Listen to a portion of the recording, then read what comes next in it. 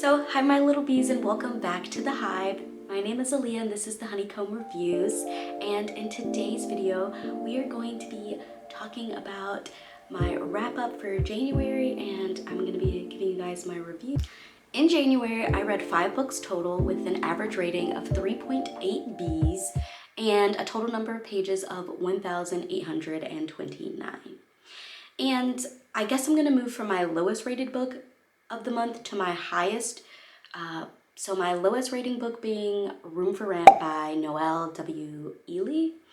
I really feel like this would be a great fit for someone who's interested in suspense thriller novels, because it definitely has a lot of themes of thriller-esque and paranoia, and it's got some really unsettling characters, so that's why I was excited to go into it. But the book begins with our protagonist Naya, who ends up finding a room for rent online and ends up rooming with a very peculiar roommate named Ash, making her feel extremely unsafe and paranoid, but she still decides to continue to wait it out and keep this room. And she even does it even after her food goes missing, after some of her things are being touched, and a lot of unsettling things begin to happen.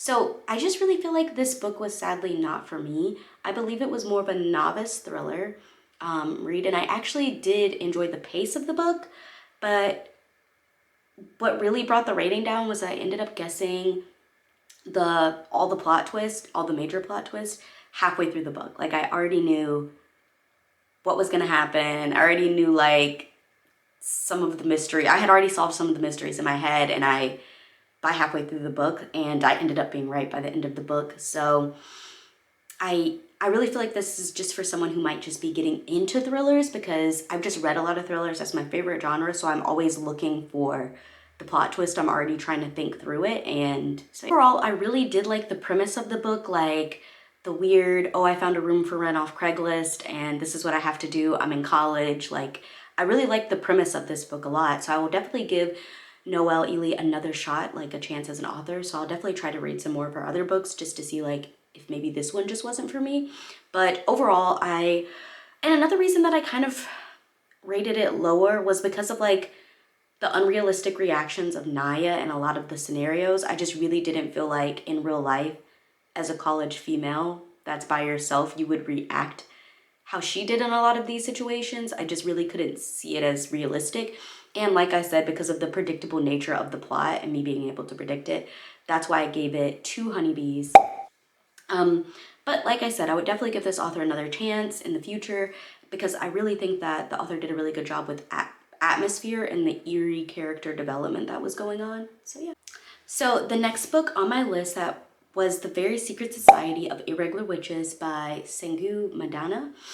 I was so hyped for this book because everyone was saying it's like a really cute practical magic, cozy mystery, hocus pocus vibe type of book. So I was really hyped about it because I really do like books like that. Our protagonist Mika, who gets asked to travel to a mysterious house called Nowhere House, where she basically is going to be training 3 young witches how to use their powers and control their magic. And there's a band of really diverse, cute characters and really cute, funny antics in the book as well. And I did enjoy The Very Secret Society of Irregular Witches. It's definitely a slow burn, cozy romance. The cozy vibes were just like everyone said. It was very cozy, cottagey feel, small town vibes. Yeah, it did achieve that. I think I still expected a little something more from the book though, and I just wasn't able to get that little bit of something more. It wasn't super fast paced, so I found myself sometimes not like leaning to pick it up, because it took me a little while to get through. And I normally, like I said, don't love romance or cozy vibes like this, so it might just be that this book or this genre isn't for me. But another thing that I found that kind of knocked the stars down for me were that, yes, the overall characters were really fun and exciting and cute, but the plot was a little bit lacking in some areas, and I found myself kind of wondering like, oh, like that just came kind of suddenly, or okay, I guess, you know. And one thing that I do find myself sometimes hating with books about magic is that sometimes you can easily write off circumstances or situations with the magic, so then it becomes kind of like a plot excuse or something, like, oh, we can just magically get rid of that, boom. And like, now we no longer have that plot point and like that issue anymore. I don't think that was necessarily what was done in this book at all. I just, like I said, I just maybe think that the book wasn't for me overall. But overall, I still give The Very Secret Society of Irregular Witches 3.5 stars because it did accomplish the romance vibes, it did accomplish the cozy vibes and the cute vibes. I just don't really think it was a book for me. So the next book on my list is Near the Bone by Christina Henry, and this was a great read for me. It definitely nailed the atmosphere of claustrophobia, isolation, psychological thriller horror vibes, especially creature horror, which that ticked all of my boxes for me. And it ended up leaving me with adding Christina Henry to my instant buy list. So I was very excited about that. So basically, Near the Bone is about a woman named Maddie who lives at the top of this isolated mountain with her husband, Christopher. So one day, Maddie finds a mutilated fox out in the woods and realizes that maybe they really aren't alone, and that there could be something in the woods that is watching them. It cries at night, it makes noises, and it obviously has sharp teeth. And then we have these three strangers that come along on the mountain, unwanted of course, and some terrible things could begin to happen. So I really love this book. The atmosphere of isolation and yet like this mundane day-to-day life was beautifully executed. I have also not read this type of creature horror before, so I was super excited about it once it was revealed. It's not revealed till much later in the book, but once it was revealed, I was like, wow, I actually haven't read a creature horror about this before, so this is really cool. I think that it was really well done and really well executed. The writing style was beautiful and it flowed so well. I literally read this book in one day, like one sitting.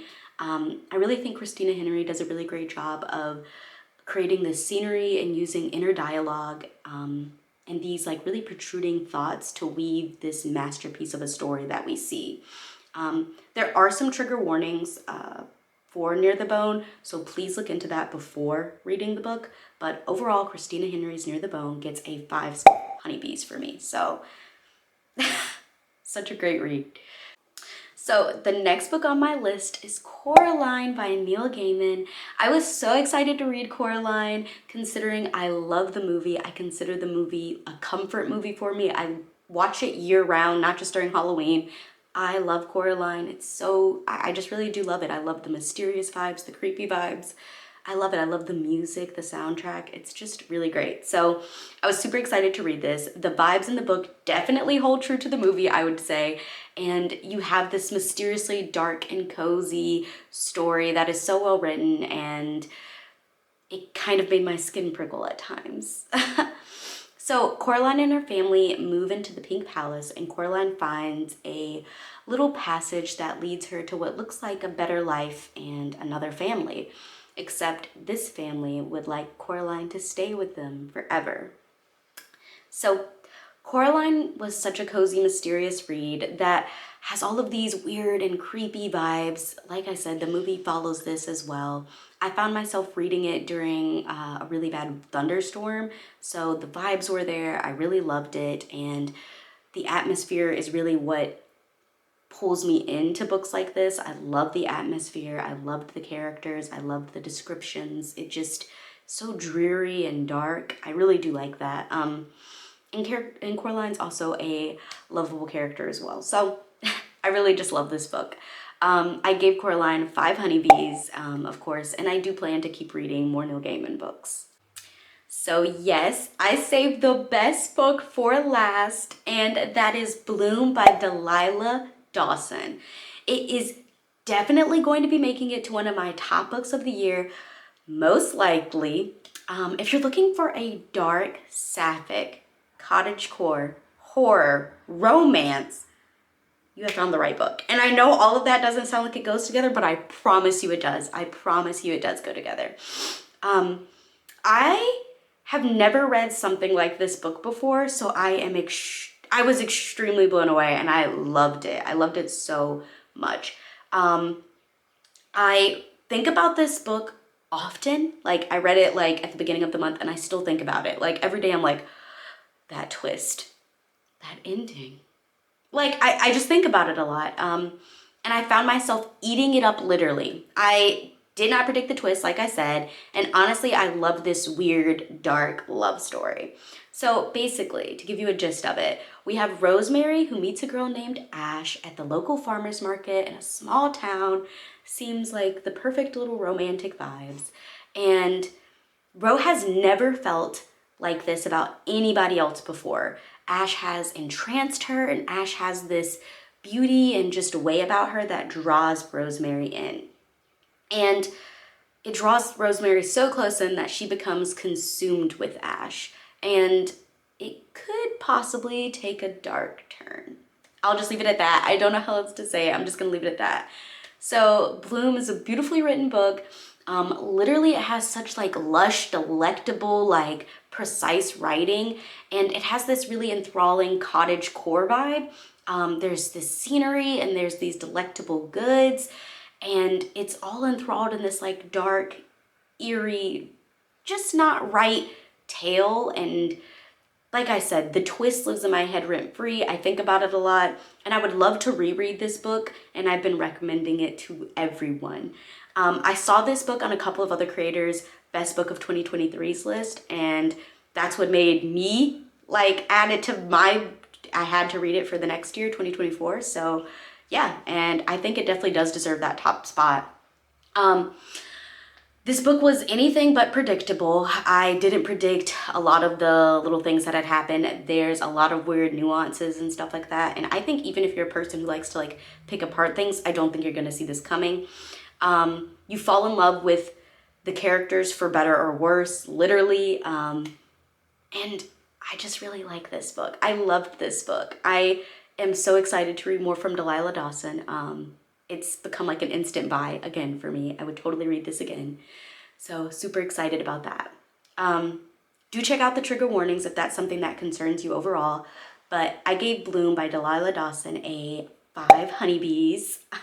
And it could possibly be my best book of 2024, but who knows? We still have a couple of months to go.